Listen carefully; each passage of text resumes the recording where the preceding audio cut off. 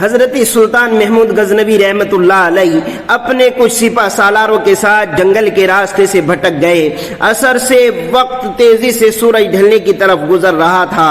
سلطان جنگل میں راستہ تلاش کرنے میں سرگرداں تھے کہ ایک ہندو دھرم کی شہزادی پر نگاہ پڑی جو اپنی کنیز کے ساتھ شاید شکار پر نکل آئی تھی۔ اکیلی شہزادی اور اس کی کنیز اس چیز سے بے خبر دریا کے کنارے پاؤں ڈبوئے بیٹھی تھی کہ ان کے پیچھے ایک جنگلی ریچھ پہنچ چکا تھا۔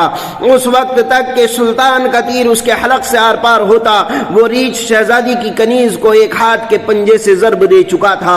اس سے پہلے شہزادی اپنا ترکش سنبھالتی اور تیر کمان میں لگاتی شاید بہت دیر ہو جاتی۔ سلطان محمود غزنوی رحمت اللہ علیہ نے پے در پہ 3 تیر اس جنگلی درندے پر دے مارے جس سے وہ ڈھیر ہو گیا۔ شہزادی کو یہ جاننے میں مشکل نہ ہوئی کہ اس مہارت اور بہادری کا مظاہرہ کوئی جنگجو سپہ سالار ہی کر سکتا ہے۔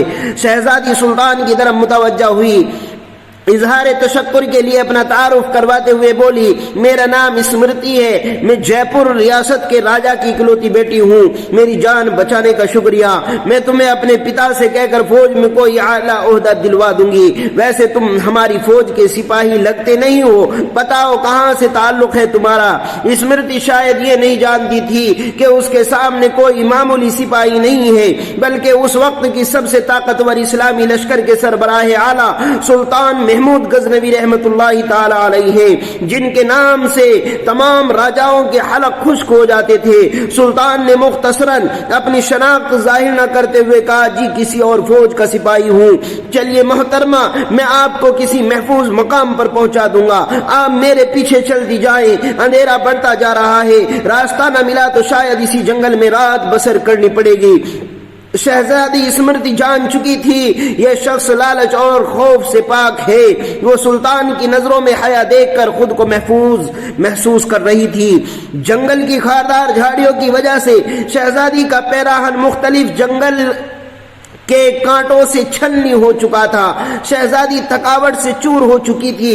سلطان نے شہزادی کو ایک سخت پتھروں اور درختوں کی اوٹ کی طرف اشارہ کرتے ہوئے کہا، شہزادی آپ ادھر آرام کر لیں، رات کی تاریکی بڑھ رہی ہے اور موسم میں بھی تغیر کے آثار ہیں، اندھیرے میں مزید سفر گھنے جنگل میں کرنا دشوار ہے، اگر صبح نکلیں تو شاید میں آپ کو کسی محفوظ مقام پر پہنچا سکوں۔ اسمرتی کے پاس سلطان پر اعتماد کرنے کے علاوہ کوئی دوسرا راستہ نہ تھا۔ سلطان نے اب محسوس کیا شہزادی اپنے بیش قیمتی مگر قدر باریک لباس میں جنگل کی ٹھنڈی رات شاید نہ گزار سکے۔ سلطان نے اپنی موٹی چادر شہزادی کی طرف اچھال دی اور مانا خیز نظروں سے شہزادی کو دیکھا جیسے کہہ رہے ہوں یہ اوڑھ لو۔ شہزادی نے بلا جھجک چادر اوڑھی اور ٹیک لگا کر درخت کی اوٹ میں پاؤں پسار لیے۔ اس کی نظریں سلطان کے چہرے کی طرف جمی ہوئی تھی جو نظریں جھکائے قریب بڑے پتھر پر بیٹھ کر آگ جلانے کی کوشش کر رہے تھے۔ بلاخر آگ جل گئی، اس کی روشنی میں سلطان کا نورانی اور بھرا ہوا وجاہت والا چہرہ چمک رہا تھا۔ سلطان نے شہزادی سے قطع نظر مٹی سے تیمم کیا اور نماز پڑھنے لگے۔ شہزادی کو جھٹکا لگا، اوہ یہ تو مسلمان ہیں۔ ایک دفعہ شہزادی کانپ گئی، کہیں غزنی کے لشکر سے تو نہیں، یہ تو لٹیرے ہیں، گائے بھینس بکری سب کا ماंس کھاتے ہیں، یہ مجھے زندہ نہیں چھوڑیں گے۔ لیکن اگلے ہی لمحے شہزادی اب تک اس کے ساتھ گزرے وقت کو یاد کرنے لگی، اگر یہ اتنا ہی شفاق اور ظالم ہوتا تو مجھے اس ریچھ سے نہ بچاتا۔ نہ چاہتے ہوئے بھی شہزادی کا دل پھر سے اطمینان و یقین سے بھر گیا۔ سلطان نماز کے بعد دعا کرتے وقت زار و قطار رونے لگے تو روتے روتے سلطان نے اپنے خنجر کی نوک اپنے پاؤں کے انگوٹے پر رکھ کر اس کو دبا دیا۔ شہزادی دیکھتی رہی کہ یہ جوان مرد مجھ سے گفتگو میں بے تکلف نہیں ہونا چاہتا۔ صبح سلطان نے شہزادی سے کہا، اب ہمیں نکلنا چاہیے۔ کچھ دور جا کر سلطان کو ایک سفید پتھر ملا جو سلطان کے سپاہی نشانی چھوڑ گئے تھے کہ راستہ اسی طرف سے ہے۔ یہ اس زمانے کا ایک طریقہ تھا کہ جنگل میں پتھر چھوڑتے جاتے تاکہ پیچھے آنے والا راستہ جان سکے کہ گزرنے والا کہاں سے گزرا ہے۔ بالآخر شہزادی اور سلطان ایک ہموار راستے پر آ پہنچے۔ کچھ دور ایک چھوٹے سے گاؤں کے آثار نظر آ رہے تھے۔ سلطان نے کہا یہ آپ کی ریاست کی حدود کا ہی گاؤں معلوم پڑتا ہے۔ شہزادی ہاں دیکھتے ہیں۔ گاؤں پہنچنے پر شہزادی نے گاؤں کے مکھیا کو بلوا بھیجا۔ مکھیا اپنے کچھ ساتھیوں سمیت حاضر ہوا۔ شہزادی نے کہا ہمیں 2 برق رفتار گھوڑے دیے جائیں اور کچھ خشک اناج اس سپاہی کو دیا جائے۔ شہزادی نے سلطان سے کہا اجنبی ہمیں بہت حیرت ہوئی ہے تم پر، آخر تم کس مٹی کے بنے ہو؟ ساری رات تم اپنے خنجر سے زخم کریدتے رہے اور میری طرف کوئی توجہ نہ دی۔ تم چاہو تو ہمارے ساتھ محل چلو، ہم تمہیں انعام و اکرام سے بھر دیں گے اپنی جان بچانے کے بدلے میں۔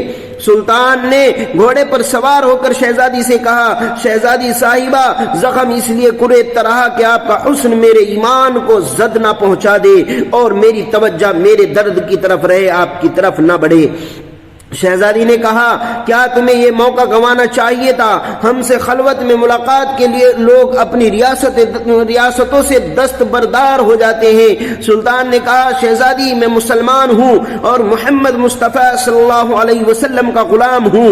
میری نظر آپ کے جسم پر نہیں آپ کے بلکہ خود میری اپنی روح پر تھی۔ شاید میرے جسم سے گناہ کا داغ دھل جاتا لیکن میری روح پر اس گناہ کا داغ لے کر میں اپنے نبی پاک صلی اللہ علیہ وسلم کے سامنے کیسے پیش ہوتا؟ مجھے گوارا نہیں تھا کیونکہ الحمدللہ میں ایک سچا مسلمان ہوں۔ شہزادی یہ جواب سن کر اس سپاہی کی اپنے سچے مذہب اسلام کے ساتھ لگاؤ محبت اور وفاداری دیکھ کر ان کے کردار سے متاثر ہوئے بنا نہ رہ سکی، جیسے اس کا دل اسی اجنبی کے مذہب و زندگی میں شامل ہونے کو بے قرار ہو۔ یہ کہہ کر سلطان نے اجازت چاہی۔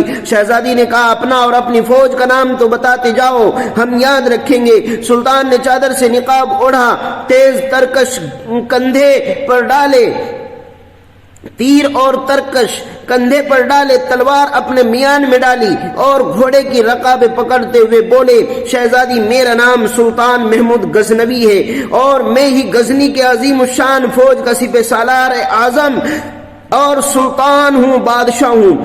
یہ کہہ کر سلطان نے گھوڑے کو ایڑ لگا دی اور سر پر دوڑتے ہوئے آنکھوں سے اوجھل ہو گئے۔